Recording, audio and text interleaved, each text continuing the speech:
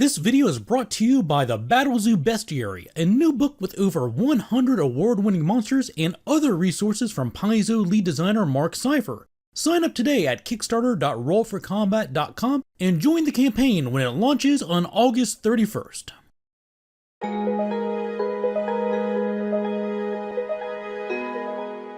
Hey everybody, Dave here with another Pathfinder rule reminder for you, and today's topic is the Aid Basic Action. Aid is used when you as a player want to do something to help benefit another player in your party and help them achieve a specific skill check or attack roll.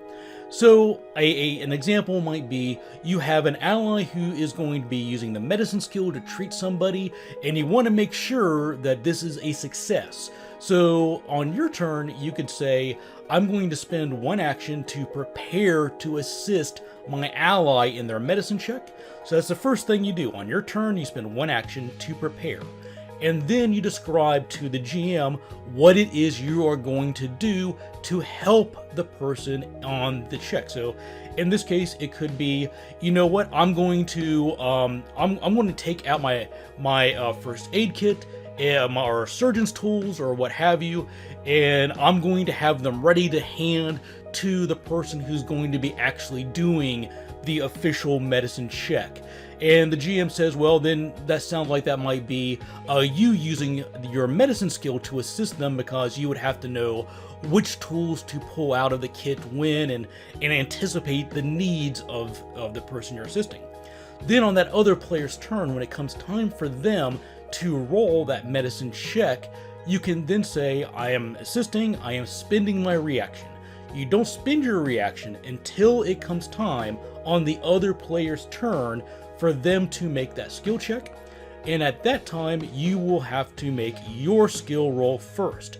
So in this case, if I am using my medicine skill to aid another player on their medicine skill check, then I would roll medicine, and I would compare that to a DC determined by the GM. The DC for the check that you need to roll is typically DC 20, but the GM is empowered to either raise or lower that as they believe is appropriate. If you succeed on that check, then you add a +1 circumstance bonus to your ally's check. If you critically succeed, then you add a +2 to their check. And if you are master proficiency and you critically succeed, that goes up to a +3. And if you are legendary proficiency and you critically succeed, then that goes up to a +4. If you fail, then you do not add any bonus to your ally's check that you're trying to assist with. And if you critically fail, then you get in the way of whatever it is that your ally is attempting to accomplish, and they suffer a -1 circumstance penalty to that check instead.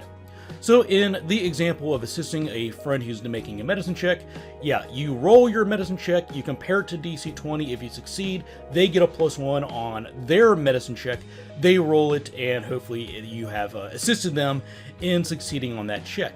Now, typically, aiding seems to be something that people do for skill checks, but it's not only the realm of skill checks. It can also be used to aid with attacks. So, for example, maybe you're fighting an opponent with a really high armor class, and instead of you spending your third action on an attack that has a -10 multiple attack penalty, you might instead say, I want to spend that third action to wait until my friend is going to make an attack, and then try to make a motion or an attack at that time that's not intended to wound the enemy, but distract them just enough that it makes an opening for your ally to attack them.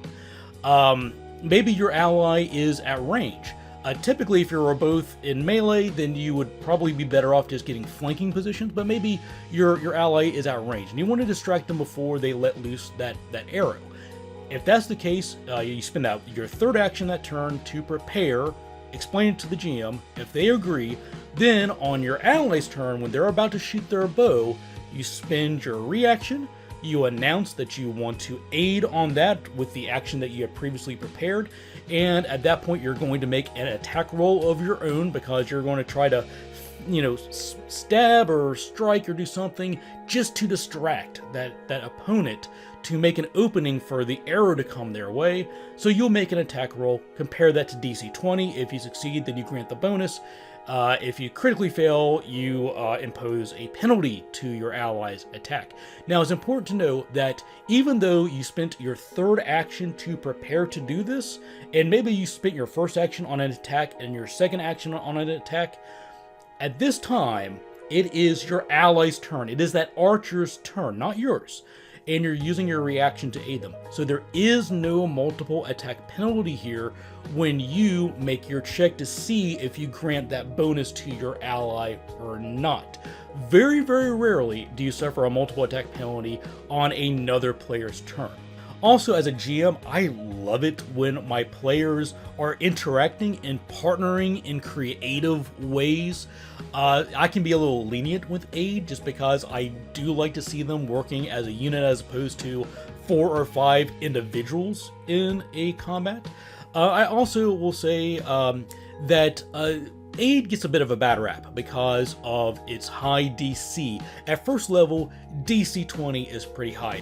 Again, GMs, if you want to, you can lower it. You're within the right to scale it however you want. But as you level up, a DC 20, especially if you have assurance on the skill that you're using, can become mundane and quote-unquote guarantee that you aid on your turn. And for things like if you have legendary proficiency, you're almost always going to crit. You have a crit success if you are high enough level and proficient enough to have legendary proficiency. So that's a +4, like every time you do this, and that's no laughing matter. That's no joke. So that's what the aid action is, and a few thoughts on how to use it. As always, if you folks would be so kind to leave comments in the video to let me know your suggestions for future rule reminders, I would appreciate it. I'll make sure to leave links in the description of this video of any other topics I have that are related to this one. And I want to make sure I take a quick second to thank everybody out there who supports me and the channel, whether that's through subscribing to the channel, liking these videos, leaving comments, sharing the videos with your friends, subscribing to the Patreon. I really appreciate everything you folks do to support me and this channel. And with that, thanks for watching, take care, and happy gaming.